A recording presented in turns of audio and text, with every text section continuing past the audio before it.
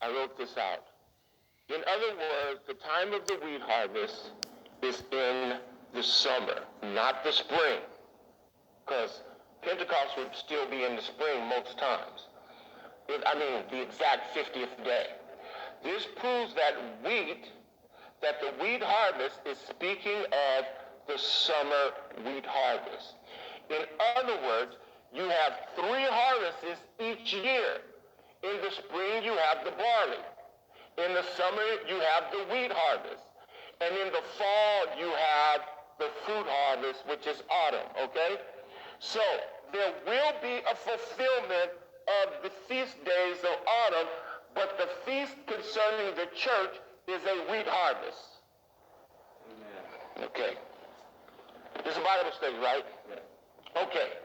So now we get to Matthew, chapter 24, verse 32. And it says, now learn the lesson of the fig tree. Who's talking here? Jesus. Now learn the parable of the fig tree. When its branches are already become tender and put forth leaves, you know that summer is near. Why does he reference that summer is here? Because they asked him a question concerning what? Ketz. What does ketz mean? Summer fruit. What does ketz mean? The end. They asked Jesus a question about what? How will the end be, and when will be the end of all things? And Jesus goes through chapter 24, giving them a detailed line of things that are going to happen in history, leading all the way up to me returning to the earth, placing my feet on the ground, okay? But before that, he tells you of another event where two are going to be in one place and one's going to be taken and the other one is left, when people are going to leave the earth, okay? So you have 2 different scenarios, because the second coming is not the rapture. You understand that? Yeah. The second coming of Jesus, first of all, if I don't come back, it's not my second coming.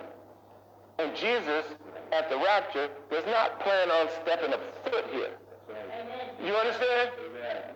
Jesus is not going to step 1 foot on the earth at the rapture.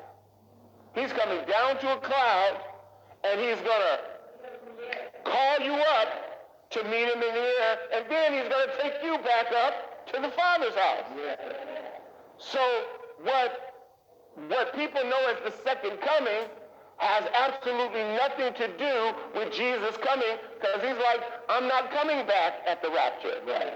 I'm coming down and calling up, then I'm going back up to my Father's house.